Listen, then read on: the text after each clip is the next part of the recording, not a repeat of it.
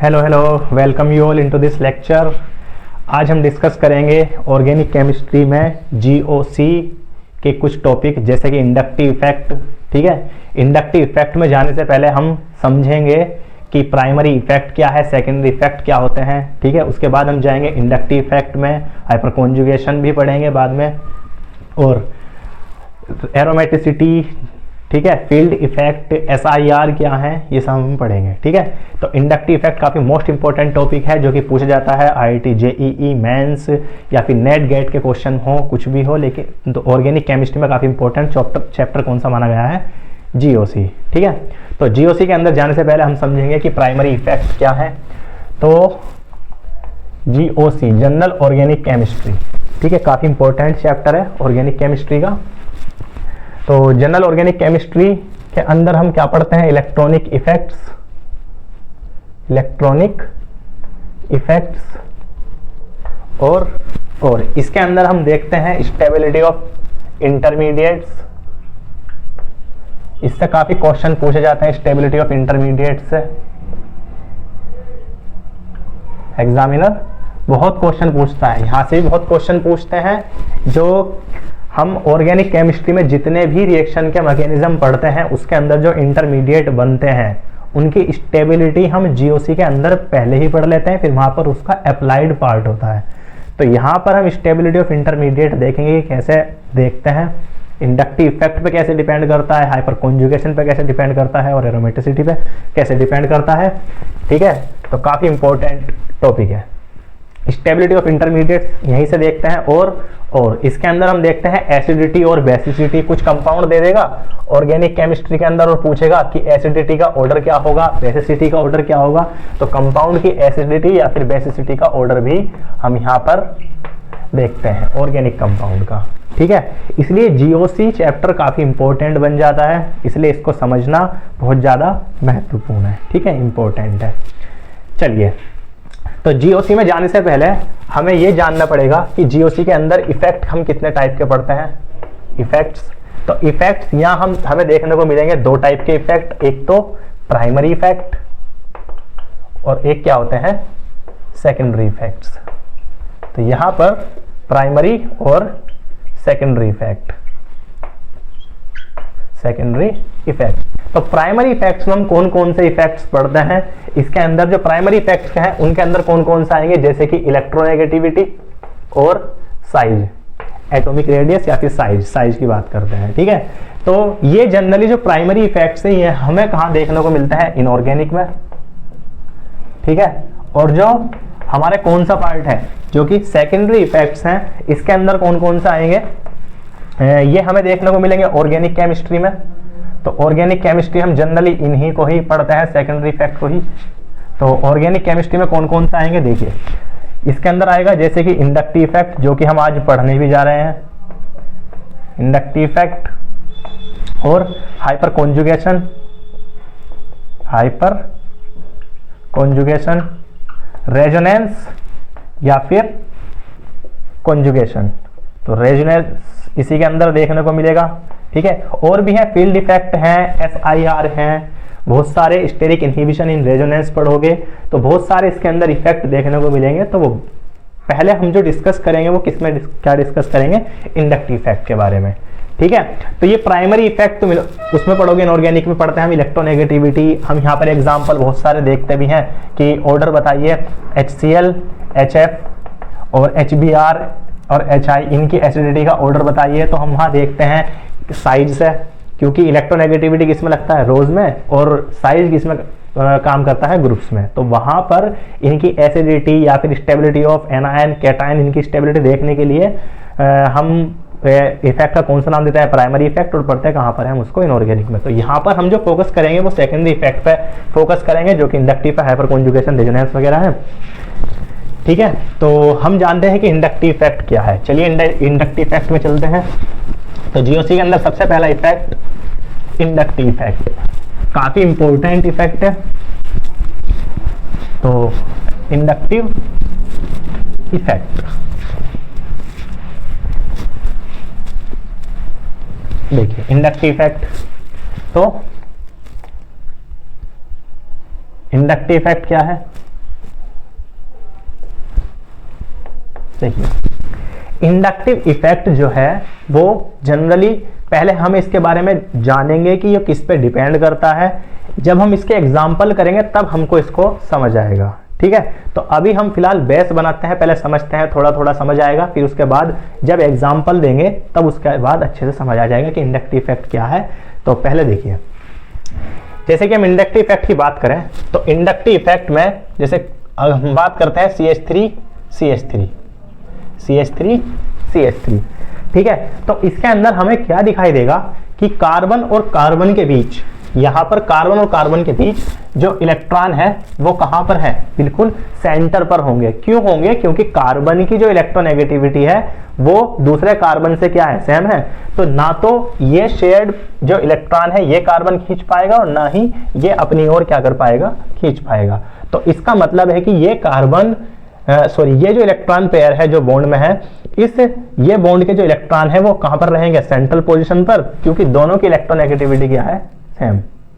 ऐसे ही अगर हम बात करें Cl2 की, Cl2 मॉलिक्यूल में जो इलेक्ट्रॉन है वो कहां पर होंगे, जो हमारे शेयर्ड इलेक्ट्रॉन है वो कहां पर होंगे, बिल्कुल सेंट्रल पोजीशन पर। क्यों होंगे, क्योंकि Cl और Cl की जो इलेक्ट्रोनेगेटिविटी है वो सेम है। जितना ये शेयर्ड इलेक्ट्रॉन को अपनी ओर खींचेगा उतना ही ये Cl इलेक्ट्रॉन को अपनी ओर खींचेगा।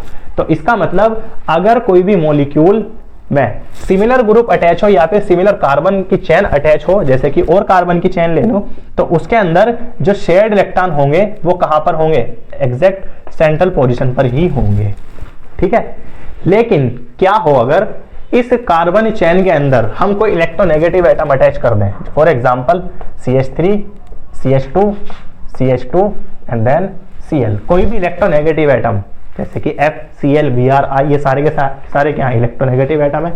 यानी कोई भी कार्बन चेन में हम कोई अदर एटम या फिर एलिमेंट हम अटैच कर दें तो क्या होगा, देखिए क्या होगा। इस Cl के अटैच करने से क्या हुआ, जो Cl और कार्बन के बीच शेयर्ड इलेक्ट्रॉन थे वो किसकी ओर अट्रैक्ट होंगे, क्योंकि Cl की इलेक्ट्रोनेगेटिविटी ज्यादा है, किसकी कंपेयर में, कार्बन की कंपेयर में। तो इसका मतलब ये शेयर्ड इलेक्ट्रॉन अपनी ओर कौन खींच लेगा, Cl। यही तो इलेक्ट्रोनेगेटिविटी का मतलब है कि tendency of an atom to attract shared electron of bond towards itself, वो ही क्या बोलते हैं, इलेक्ट्रोनेगेटिविटी। तो इसका मतलब ये साझे के इलेक्ट्रॉन या फिर शेयर्ड इलेक्ट्रॉन अपनी ओर कौन अट्रैक्ट कर लेगा, Cl। ऐसा करने से क्या होगा, देखिए ये कुछ इस तरह से दिखाई देगा, CH3, CH2, Cl। तो शेयर्ड इलेक्ट्रॉन किसकी तरफ शिफ्ट हो गए, थोड़े से शेयर्ड इलेक्ट्रॉन किसकी तरफ शिफ्ट हुए, Cl की ओर।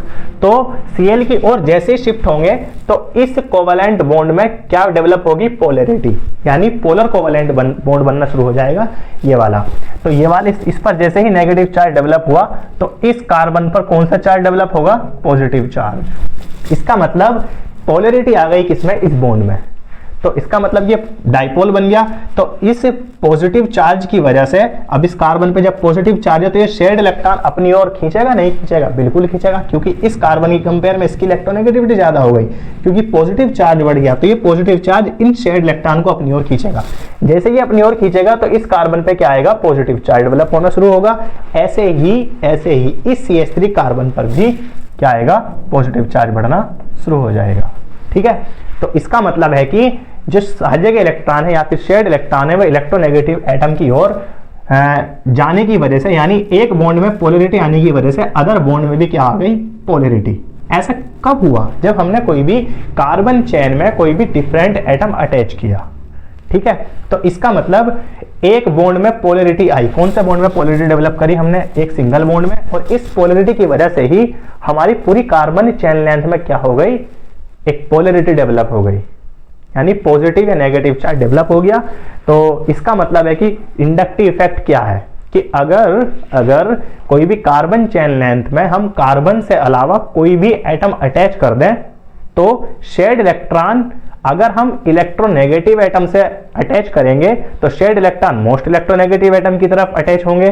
तो पूरी कार्बन चेन लेंथ में भी जो इलेक्ट्रॉन है वो थोड़े से शिफ्ट हो जाएंगे। जैसे कि इलेक्ट्रोनेगेटिव एलिमेंट था तो इलेक्ट्रॉन शिफ्टनेस किसकी ओर हुई, Cl की ओर, ठीक है।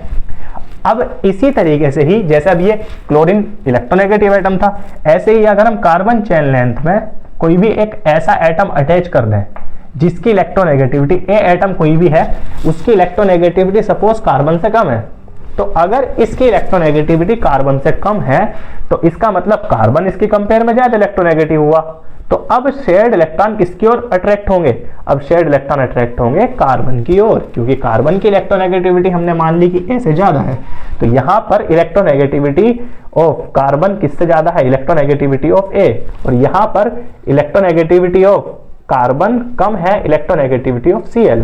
तो अगर यहां पर कार्बन की इलेक्ट्रोनेगेटिविटी ज्यादा है तो इसका मतलब शेयर्ड इलेक्ट्रॉन कार्बन की ओर अट्रैक्ट हुए, तो यहां पर क्या चार्ज डेवलप होगा? पॉजिटिव। और शेयर्ड इलेक्ट्रॉन किसकी ओर अट्रैक्ट हुए? कार्बन की ओर, तो यहां पर कौन सा चार्ज डेवलप होगा? नेगेटिव। अब इससे होगा क्या कि यहां नेगेटिव हुआ तो ये शेयर्ड इलेक्ट्रॉन इस नेगेटिव से क्या होंगे? दूर भागेंगे, क्योंकि नेगेटिव के बीच रिपल्सन लगेगा।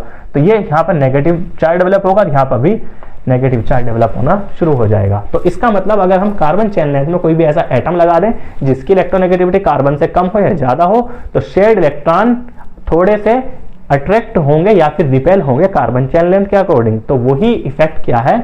इंडक्टिव इफेक्ट, क्योंकि हमारे एटम अटैच करने से कोई ना कोई सा इफेक्ट डेवलप हुआ।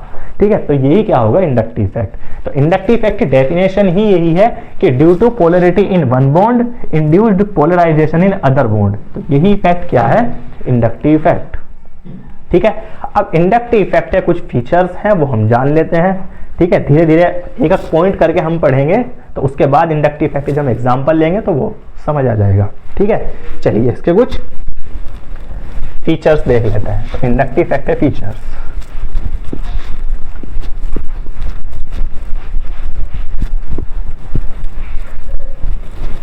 देखिए, तो इंडक्टिव इफेक्ट जो जनरली डिपेंड करता है वो डिपेंड्स करता है किस पे? इलेक्ट्रोनेगेटिविटी पे।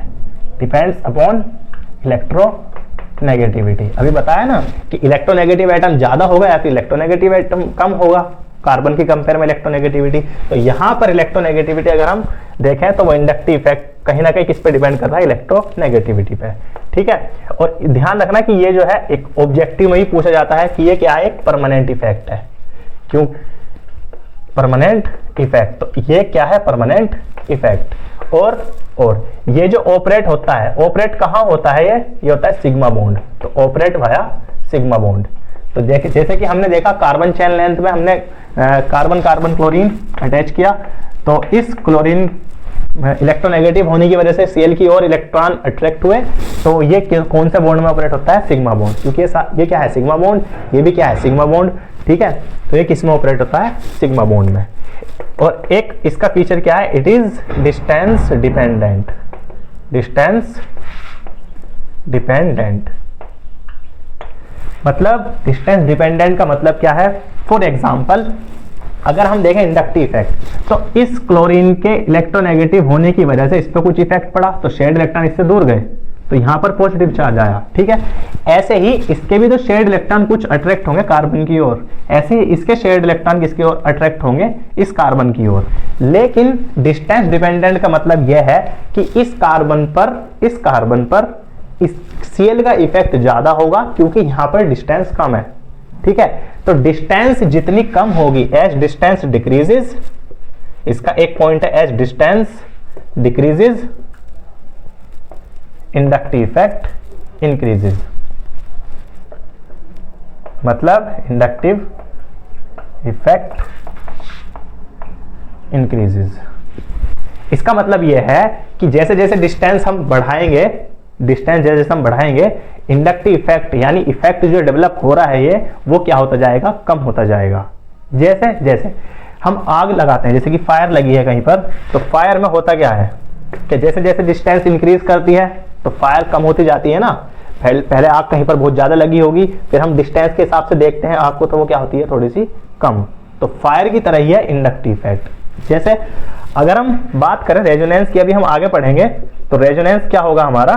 तो इंडक्टिव इफेक्ट क्या था? फायर। और जैसे हम रेजोनेंस पढ़ेंगे, रेजोनेंस क्या है? जैसे कि डबल बॉन्ड हाइड्रोजन। तो इसके अंदर अगर हम देखें इसकी रेजोनेटिंग स्ट्रक्चर, जिसने पढ़ा होगा थोड़ा बहुत उसको ध्यान होगा कि इसकी रेजोनेटिंग स्ट्रक्चर कैसे बनेगी। ये डबल बॉन्ड कॉन्जुगेशन करेगा, तो यहाँ पर इसकी रेजोनेटिंग स्ट्रक्चर ऐसे बन सकती है। यहाँ पर पॉजिटिव चार्ज यहाँ पर O पे नेगेटिव और यहाँ पर हाइड्रोजन, यहाँ पर डबल बॉन्ड आ जाएगा।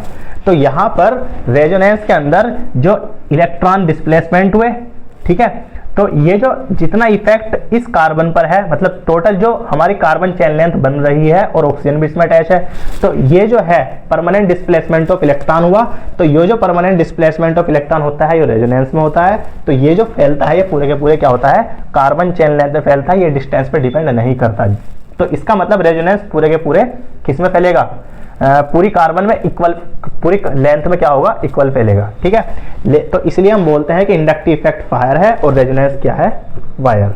तो resonance wire, inductive effect fire, मतलब इंडक्टिव इफेक्ट डिस्टेंस के साथ डिक्रीज करेगा जैसे फायर डिक्रीज करती है, लेकिन रेजोनेंस वायर की तरह काम करेगा। जैसे इलेक्ट्रॉन वायर में, जैसे हम करंट लगाते हैं ना, कोई भी वायर गया है एक जगह से दूसरी जगह, तो अगर हम उसमें इलेक्ट्रॉन या फिर वायर पे हम करंट डेवलप करा दें तो दूसरे और तुरंत हमारे क्या लगेगा, करंट लगेगा। जितना इन्हें इतना करंट देंगे एक पॉइंट पर, दूसरी ओर भी उतना ही करंट हमको लगेगा, ठीक है।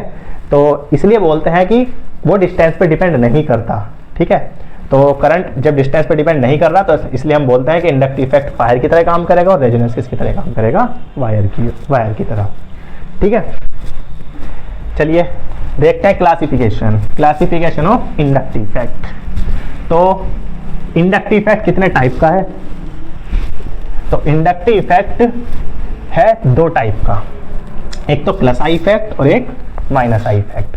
तो इंडक्टिव इफेक्ट का क्लासिफिकेशन अगर हम करें तो कितने टाइप का होगा, दो टाइप का, एक प्लस आई इफेक्ट और एक दूसरा है माइनस आई इफेक्ट।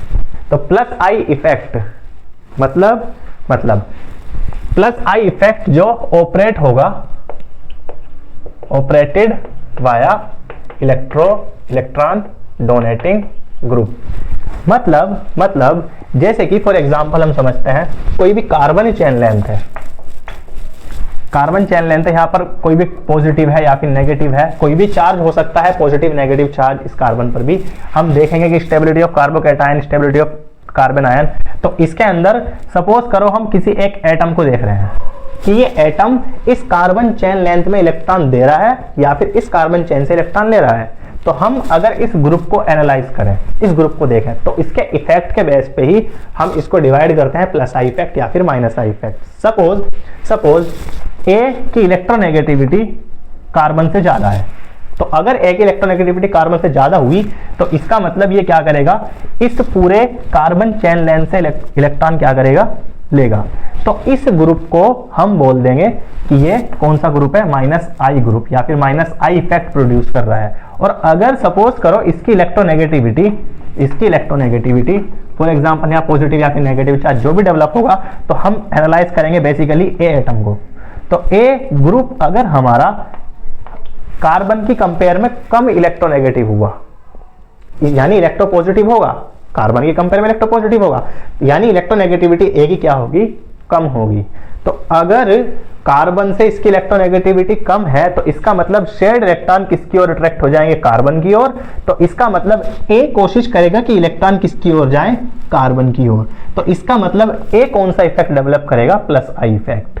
तो यहां पर ए कब क्या दिखा रहा है, प्लस आई इफेक्ट की तरह काम कर रहा है, और यहां पर ए किसकी तरह काम कर रहा है, माइनस आई इफेक्ट।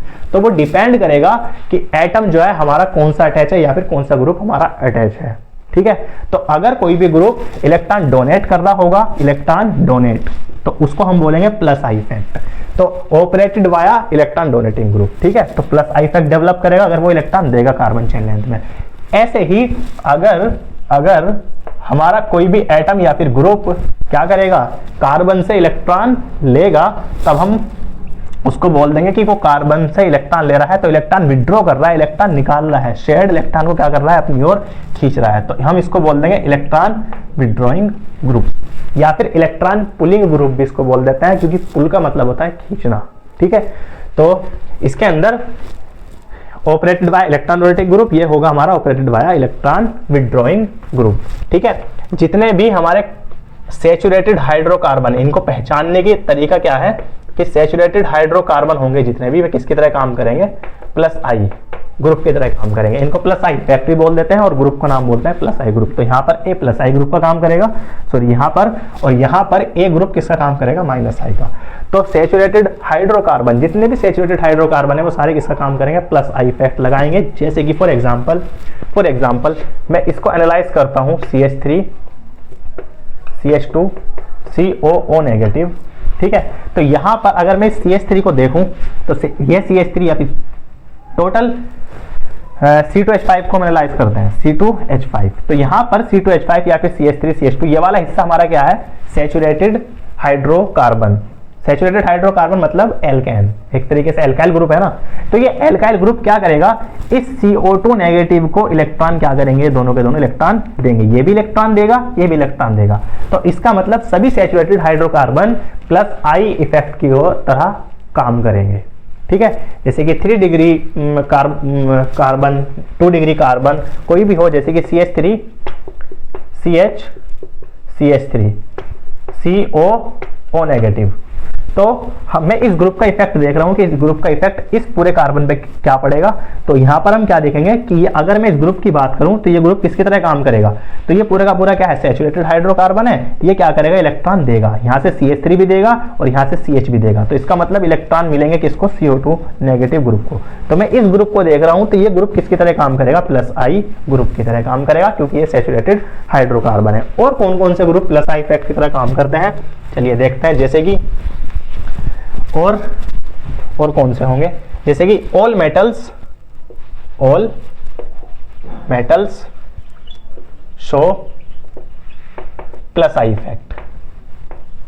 तो जितने भी मेटल होंगे वो किसकी तरह काम करेंगे, प्लस आई इफेक्ट। जैसे कि RLI, फॉर एग्जांपल RLI मतलब R कोई सा भी ग्रुप होगा, CH3 CH2 लिथियम। तो यहां पर लिथियम की इलेक्ट्रोनेगेटिविटी कार्बन से क्या है, कम। क्यों, क्योंकि ये मेटल है। तो मेटल पॉजिटिव चार्ज डेवलप कराना चाहेगा अपने ऊपर, तो लिथियम जो है पॉजिटिव चार्ज की तरह काम करेगा। तो यहां पर लिथियम को अगर मैं ऑब्जर्व करूं तो लिथियम की इलेक्ट्रोनेगेटिविटी कार्बन से कम होने की वजह से ये क्या करेगा, ये कार्बन चेन लेंथ में अपने इलेक्ट्रॉन देना शुरू कर देगा। तो इसका मतलब ये किसकी तरह काम करेगा, प्लस आई की तरह काम करेगा। तो ये भी प्लस आई ग्रुप की तरह काम करता है। और कौन कौन सा है, जैसे कि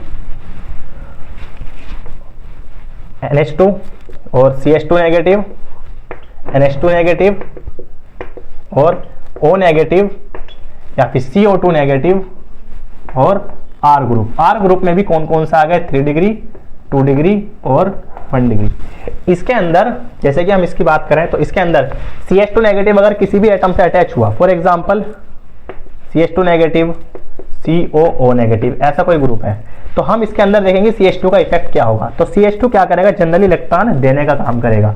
तो यहां पर अगर CH2 नेगेटिव अटैच हुआ तो भी NH2 नेगेटिव अटैच हुआ, यहां पर बॉन्ड बना दीजिए।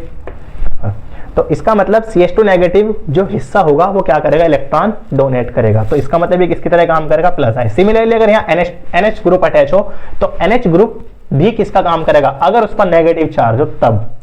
तो ऑल एनायन, जितने भी एनायंस होंगे यानी नेगेटिव चार्ज वाले जितने भी होंगे वे किसका काम करेंगे, प्लस आई, क्योंकि इलेक्ट्रॉन डोनेट करेंगे। इनके पास खुद नेगेटिव चार्ज है, यानी इनके पास इलेक्ट्रॉन की क्या है, बहुत ज्यादा अधिकता है, या फिर बहुत ज्यादा इसके पास इलेक्ट्रॉन ऐसे बोल सकते हैं। तो ये इलेक्ट्रॉन डोनेट का काम करेगा। तो ये किसका काम करेंगे, इलेक्ट्रॉन डोनेटिंग ग्रुप या फिर प्लस आई ग्रुप की तरह काम करेंगे, ठीक है। और इनका ऑर्डर क्या रहेगा, CH2 नेगेटिव का प्लस आई इफेक्ट ज्यादा रहेगा, NH नेगेटिव का उससे कम, O नेगेटिव का उससे कम, CO2 नेगेटिव का उससे कम, और R में कौन कौन आ गए, 3 डिग्री 2 डिग्री और 1 डिग्री, टर्सरी सेकेंडरी और प्राइमरी ग्रुप, ठीक है।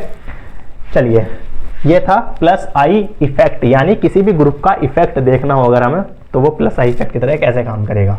तो इलेक्ट्रॉन डोनेटिंग ग्रुप जितने भी होंगे वे किसका काम करेंगे, प्लस आई इफेक्ट की तरह काम करेंगे। और थोड़ा सा माइनस आई इफेक्ट देखते हैं, माइनस आई इफेक्ट क्या है। तो माइनस आई इफेक्ट में क्या होगा कि वो कार्बन चेन में या फिर हम किसी भी एटम में जो इलेक्ट्रॉन होंगे शेयर्ड, उसको क्या करेंगे, खींचेंगे, अपनी ओर इलेक्ट्रॉन खींचेंगे, यानी विड्रॉ करेंगे। इसलिए इनको क्या बोल रहे हैं, electron withdrawing group. For example जैसे कि हमारे पास एटम है NH3 पॉजिटिव, ये हमारा कोई ग्रुप है और हमें इसका इफेक्ट देखना है CH2 COO नेगेटिव। तो इसके अंदर अगर मैं NH3 पॉजिटिव को ऑब्जर्व करूं तो NH3 पॉजिटिव क्या करेगा, यहां पर NH3 पे पॉजिटिव चार्ज है तो शेयर्ड इलेक्ट्रॉन, क्योंकि ये इलेक्ट्रॉन डेंसिटी है या फिर इलेक्ट्रॉन है, तो ये इलेक्ट्रॉन किसकी ओर अट्रैक्ट होंगे, NH3 पॉजिटिव की ओर, क्योंकि नाइट्रोजन है ऊपर से उसके ऊपर पॉजिटिव चार्ज, तो ये चाहेगा कि मैं इलेक्ट्रॉन को अपनी ओर अट्रैक्ट कर लूं क्योंकि इसके पास पॉजिटिव चार्ज है। तो इसका मतलब शेयर्ड इलेक्ट्रॉन किसकी तरफ शिफ्ट होंगे, NH3 पॉजिटिव की ओर। तो इसका मतलब ये जो है इस पूरी चेन से इलेक्ट्रॉन को क्या कर रहा है, अपनी ओर पुल कर रहा है या फिर खींच रहा है। तो इसका मतलब ये किसका काम करेगा, -I ग्रुप। तो इसका मतलब जितने भी कैटायंस होंगे वो किसका काम करेंगे, -I ग्रुप की तरह काम करेंगे। जैसे कि जितने भी कैटायंस, तो all cations will show, all cations will show -I effect, -I effect. ठीक है, तो जितने भी कैटायंस होंगे वे किसका काम करेगा, -I इफेक्ट। तो किसका -I इफेक्ट ज्यादा होगा, किसका -I इफेक्ट कम होगा, अगर कंपेयर करने के लिए क्वेश्चन पूछे जाएंगे तो -I इफेक्ट देखने के लिए हमें एक सीरीज याद करनी होगी। ठीक है, उसकी ट्रिक है, उसकी ट्रिक भी बता देंगे, लेकिन फिलहाल अभी -I इफेक्ट की क्या देख लो कि किस किस का माइनस इफेक्ट ज्यादा होगा, किसका कम होगा। उसके लिए ऑर्डर ध्यान रखना, जैसे इसके अंदर ऑर्डर था +I इफेक्ट का, ऐसे ही -I इफेक्ट के अंदर ऑर्डर रहेगा। जैसे कि NF3 ऑक्सीजन, ऑक्सीजन वाली फैमिली फैलाती है, OF2 पॉजिटिव अगर ग्रुप होगा तो उसका -I इफेक्ट ज्यादा रहेगा as compare to OR2 positive, उससे कम OH2 पॉजिटिव, फिर उससे कम NF3 पॉजिटिव, उससे कम NR3 पॉजिटिव, उससे कम NH3 पॉजिटिव, फिर उससे कम किसका रहेगा, NO2 नेगेटिव, उससे कम CN नेगेटिव, उससे कम COCl ग्रुप, उससे कम COH, उससे कम यहाँ पर CN ही आएगा। ठीक है, उससे कम COCH3 ग्रुप। ठीक है, उससे कम COOR, COOH, और इनसे कम रहेगा FCl Br I, है ना। F की इलेक्ट्रोनेगेटिविटी ज्यादा, तो कार्बन चेन में इलेक्ट्रॉन को अपनी ओर खींचेगा। ठीक है, तो ये किसकी तरह काम करेंगे, -I की तरह काम करेंगे, और इसके अंदर F की इलेक्ट्रोनेगेटिविटी ज्यादा होती है इसलिए इलेक्ट्रॉन को खींचना काम करेगा, इसलिए ये भी क्या होगा, -I इफेक्ट शो करेगा। और इनका ऑर्डर रहेगा FCl Bri on the basis of electronegativity. ठीक है, उससे कम रहेगा OR का, उससे कम OR, उससे कम SR, फिर OR, और उससे कम SR। ठीक है, और ऐसे ही उससे कम किसका रहेगा, एल्काइन का, उससे कम किसका रहेगा, बेंजीन, और फिर एल्कीन। एल्कीन किसी ना किसी से अटैच होगा ना, एरोमेटिक भी किसी ना किसी ग्रुप से अटैच होगा।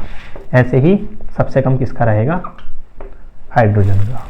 ठीक है, तो ये इंडक्टिव इफेक्ट का ऑर्डर है। यहां पर अगर हम ऑब्जर्व करें, ये जो जैसे कि अनसैचुरेटेड कार्बन थे, सैचुरेटेड हाइड्रोकार्बन थे, वे क्या शो कर रहे थे, +I इफेक्ट। लेकिन अगर हम बात करें किसकी, अनसैचुरेटेड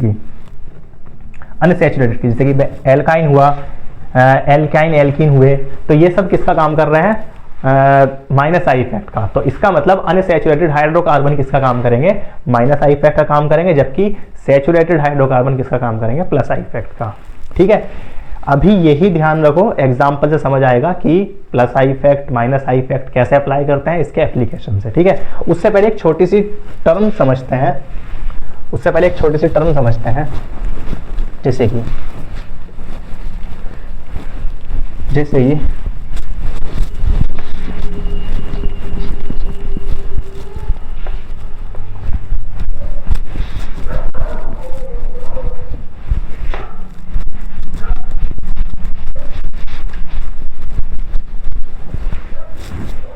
कि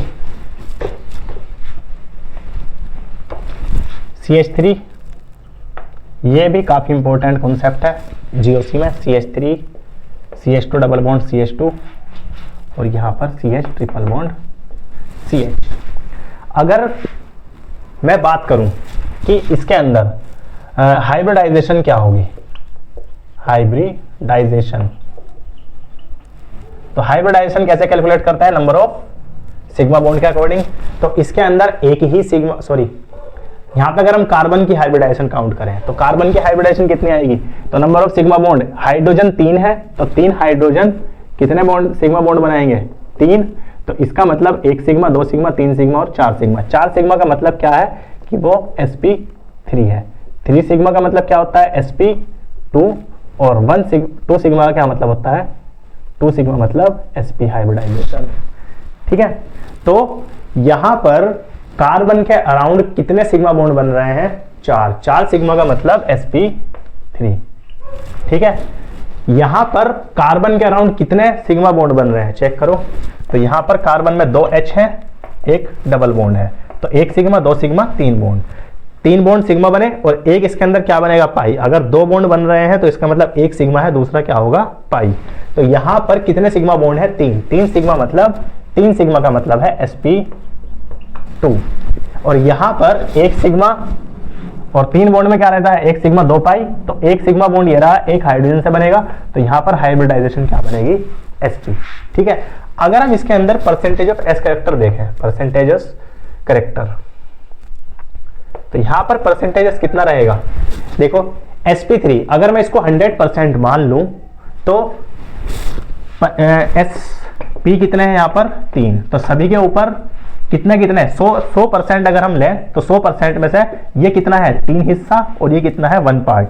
तो 3 पार्ट और 1 पार्ट, 1 पार्ट 3 पार्ट का मतलब क्या है कि 75% ये होगा और 25% ये होगा, तभी तो टोटल 100% बना ना। तो इसका मतलब 25% s कैरेक्टर किसके अंदर रहेगा, sp3 में।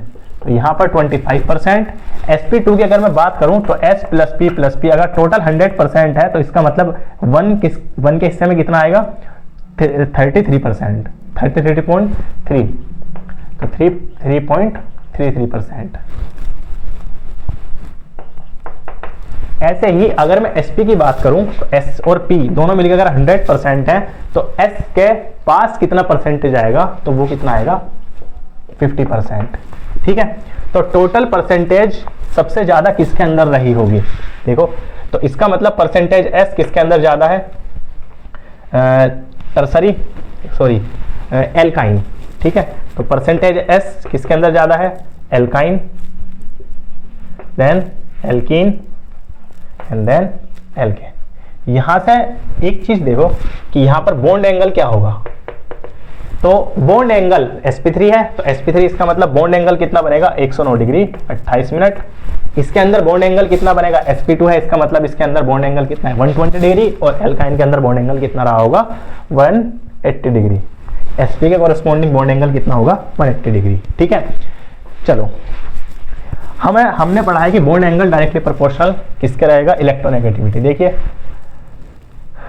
देखो ध्यान रखने वाली बात है कि percentage s character directly proportional किसके होता है, इलेक्ट्रोनेगेटिविटी के, यानी जिसके भी अंदर परसेंटेज s कैरेक्टर ज्यादा होगा उसकी इलेक्ट्रोनेगेटिविटी क्या होगी, ज्यादा, उसकी इलेक्ट्रॉन को अट्रैक्ट करने की कैपेसिटी क्या होगी, ज्यादा। ठीक है, तो यहां पर अगर मैं बात करूं परसेंटेज s कैरेक्टर सबसे ज्यादा किसके अंदर है, किसके अंदर है, sp3 वाले के अंदर, सॉरी किसके अंदर है, sp के अंदर, क्योंकि यहां पर परसेंटेज s कैरेक्टर ज्यादा है। तो जिसके अंदर परसेंटेज कैरेक्टर ज्यादा है उसका बॉन्ड एंगल ऑब्जर्व करो, सभी की कंपेयर में उसका बॉन्ड एंगल क्या है, ज्यादा। इससे थोड़ा कम परसेंटेज कैरेक्टर किसके अंदर है, सेकंड वाले में, यानी sp2 के अंदर। तो sp2 के अंदर परसेंटेज कैरेक्टर इसकी कंपेयर में कम हुआ, तो इसका मतलब बॉन्ड एंगल भी यहाँ कम हुआ, और यहाँ पर भी परसेंटेज कैरेक्टर 25%, यहाँ 109 डिग्री, तो इसका मतलब बॉन्ड एंगल और कम हुआ। तो इसका मतलब percentage s character, percentage s inversely proportional है किसके, बॉन्ड एंगल के, सॉरी डायरेक्टली प्रोपोर्शनल है बॉन्ड एंगल के। जितना ज्यादा बॉन्ड एंगल होगा उतना ही ज्यादा उसका परसेंटेज s कैरेक्टर होगा। तो इसका मतलब यहाँ से कंक्लूजन क्या निकला कि जितना परसेंटेज s कैरेक्टर ज्यादा होगा वो डायरेक्टली प्रोपोर्शनल होगा इलेक्ट्रोनेगेटिविटी के, वही डायरेक्टली प्रोपोर्शनल होगा बॉन्ड एंगल के। काफी इंपॉर्टेंट रिलेशन है, इसको ध्यान रखो, इससे बहुत सारे क्वेश्चन सॉल्व भी होते हैं कि percentage character directly proportional electronegativity और directly proportional to bond angle. ठीक है, देखो -i का मतलब क्या था, -i इफेक्ट का मतलब मैंने क्या बताया, कोई भी ऐसा ग्रुप जो कि इलेक्ट्रॉन को अट्रैक्ट करता हो, यानी पुल करता हो, विड्रॉ करता हो। तो इलेक्ट्रोनेगेटिविटी का मतलब भी तो वही है। अगर देखें कि इलेक्ट्रोनेगेटिविटी का मतलब क्या है कि शेयर्ड इलेक्ट्रॉन को अपनी तरफ अट्रैक्ट करना। तो यहाँ पर हम एक रिलेशन और देखते हैं कि directly proportional to -I effect. तो इसका मतलब ये रिलेशन काफी इंपॉर्टेंट बन जाता है, percentage character, electronegativity, bond angle और -I इफेक्ट का रिलेशन। इससे बहुत सारे क्वेश्चन सोल्व भी होते हैं कोई भी कॉम्पिटिटिव एग्जाम के लिए। ठीक है, चलो इसका एप्लीकेटिव पार्ट देखते हैं कि एप्लीकेशन क्या है।